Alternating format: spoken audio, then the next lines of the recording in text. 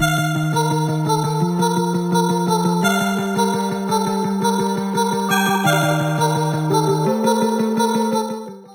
we're going to be talking about Fang of Ute today, man. It's a scout rifle. It falls in the same art type as something like Burning Eye or, you know, my favorite, Bullion Gemini. Why does no one else like Bullion, dude? Bullion's like my favorite scout rifle. But, I will say, this thing gives it a good run for its money. So let's get started today.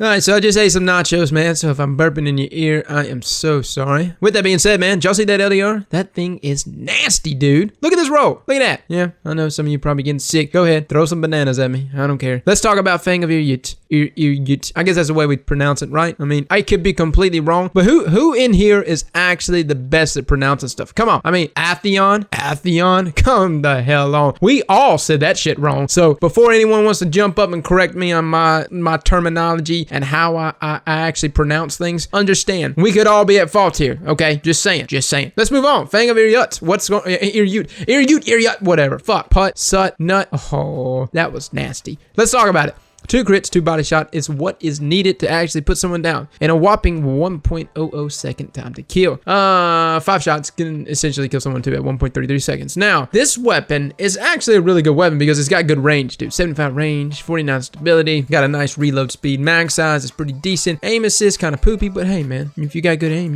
you're gonna be just fine. But let's talk about the weapon, man. What is the actual rolls that you can get with this? So these are the rolls that you can actually get on it. Now, one thing I want to point out is that this is also really good for PvE. I mean, this is the Adept version. It's the Arc version. And so what you see right here is just like the loadout that I was using for PvP. But understand that if I was going to be rocking things out in PvE, I would more than likely go like spray and play and probably field scout. That's kind of what I would roll with. Now, I was kind of using the target mark just to kind of see what that was like in PvP. It wasn't bad. It didn't necessarily like ping them up as much as I wanted them. I actually wanted to like hit them and then they show up on my radar or something. You know, I wanted them to kind of like just almost the way Predator works for Shade Step. Not nearly as powerful, so I would really ideally go with spray and play. But high caliber rounds is something that's a huge must with this, man. You will flinch people out so badly. Now, Bullion Gemini is one of my favorite weapons, dude. Now, Bullion intrinsically has high caliber rounds, which makes it such a deadly force to use against like anyone that's sniping. Anyone that's sniping, they will get so messed up once you land the first shot. Now the scopes, man, I actually went through and tested all of these out. My only problem with that last scope right there, that focus lens, is the shape of it. Just literally, it's so simple, but it's just the shape of it that throws me off. That red dot RS is one of my favorite scopes, you know, and it's something that I like. Not only just playing far away from people, but playing on top of people as well. I find it to be really reliable. So let's talk about gameplay, man. What's happening with this gun? So before reviewing this, man, I had to put aside all of my year 1 nostalgia, man. Oh my god, dude. You know, this is my problem when I review year 1 weapons. When I review year 1 weapons, it's just like, you know, I'm a kid again, man. I'm fucking falling in love with this stuff all over again. And you can't speak badly about these guns, man. They've done nothing wrong. But Fang of Ute is a weapon that I can never speak badly about. It's a good weapon, guys. Straight up. It's one of the best scouts and rifles in the game. I know it doesn't necessarily have the best time to kill. That's what a lot of people are going to get hung up on.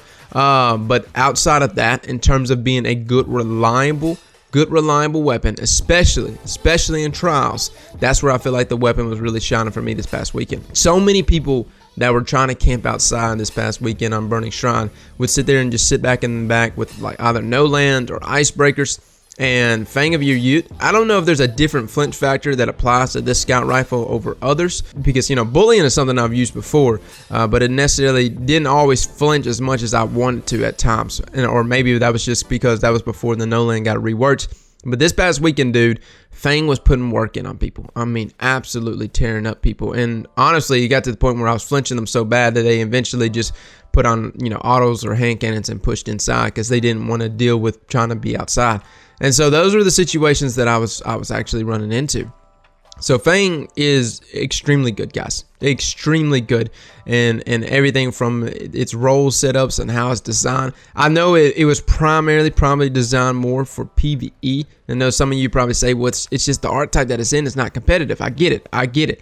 But the where the weapon shines is almost like the difference between a Luna and a Water Star. So like a Water Star does have a faster time to kill than an IS Luna, right? But the only reason why you like to use your IS Luna over Water Star is because the fact that it requires only 1 crit, 2 body shots at 28 meters or less with a rangefinder rifle barrel Luna. And so that's the selling point, right? Is that you don't necessarily have to be as accurate.